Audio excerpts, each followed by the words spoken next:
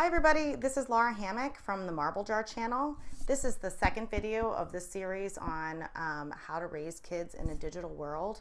We're going to talk about the good, the bad, and the ugly of technology and what we can do about it. Today we're going to focus on the good that technology has brought into our lives.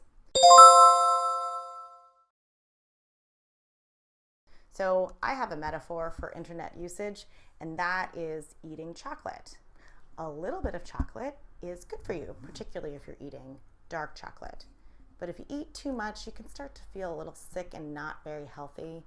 And if you eat way too much, or in the case of the internet, you partake in the wrong kinds of content, then it can be very dangerous indeed.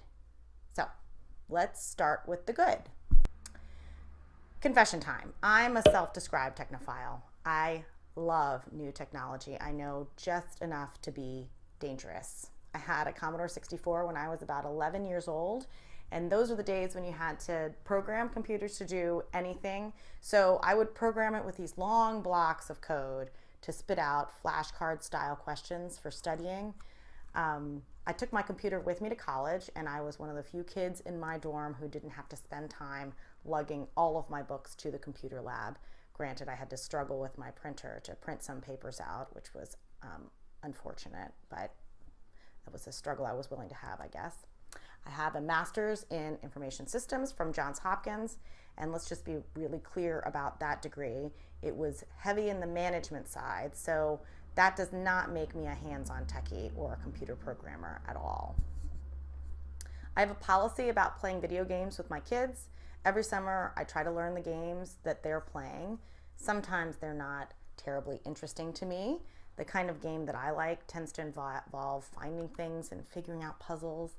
I don't love games that are centered around shooting or destroying things, and I am world-class bad at games involving racing. Just ask my kids. I had a Palm Pilot before my smartphone, and I had been wishing for the first tablet computer well before the iPad was launched. I'm one of those minority of people who like upgrades. I like to upgrade my operating systems. I like app updates. I like to see what the programmers have improved. And most of the time, I don't mind changing my behavior to adapt to new functionality. I'm slightly addicted to my iPad and to Google Sheets.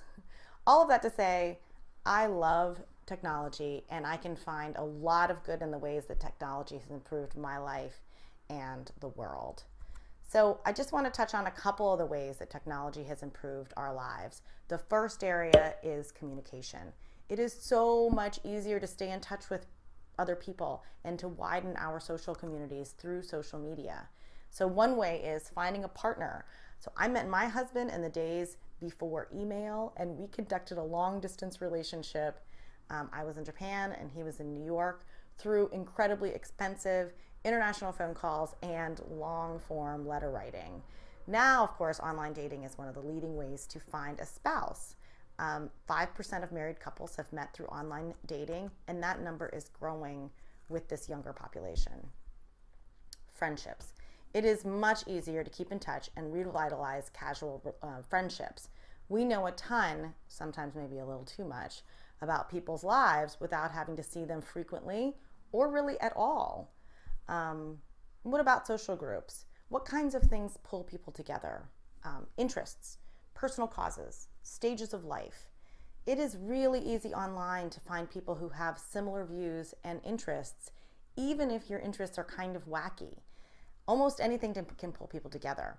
There's a really vibrant online community that developed in the comments section of an advice column in the Washington Post. These people know each other only through commenting on the daily columns that are run by Carolyn Hacks. They call the community Hacksville, and they know each other well through their handles and personal revelations over the years. But that's the only way that they know each other.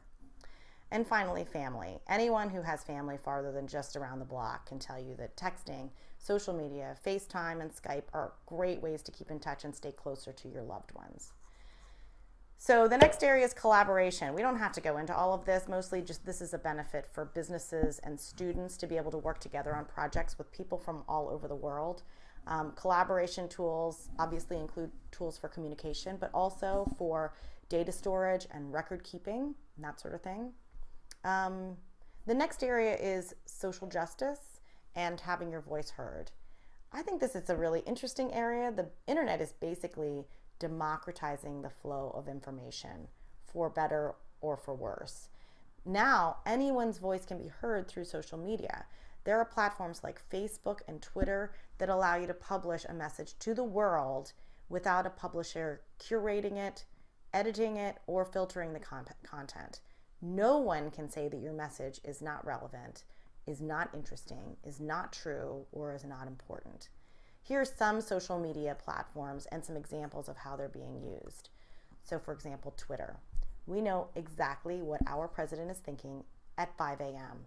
It's astonishing that the messages that he puts out into the world don't seem to be edited or filtered in any way.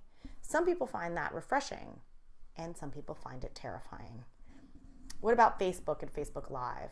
The idea of having your voice heard is particularly significant in areas of the world where freedom of speech is restricted. The Middle East uprisings or Arab Spring, they used Facebook to organize and get their message out.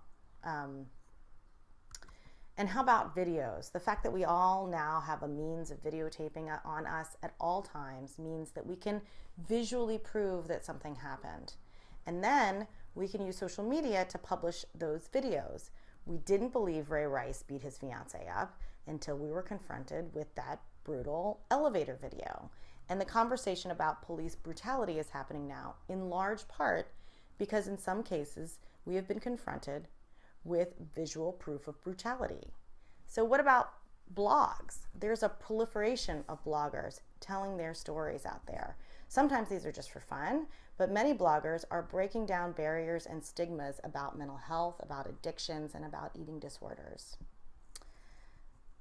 So the next area is about just information. How about some of these questions? How do you spell blank? What is the capital of blank? How do you blank? Where can I find blank? Where can I buy blank? How did we ever function before Google? Okay, so the last area is entertainment. Everything you can do to entertain yourself in real life, you can also do on the internet now. You can watch movies. You can watch TV shows. You can shop. You can play games. You can gamble. You can listen to music. You can consume news. You can go dining. Okay, not that last one. I stuck that in there just to make sure that you were still awake. That was just a sample of the good that has come out of the advances of internet and technology. Join me in part 3 when we talk about the bad part of the good, the bad, and the ugly. Thanks for watching.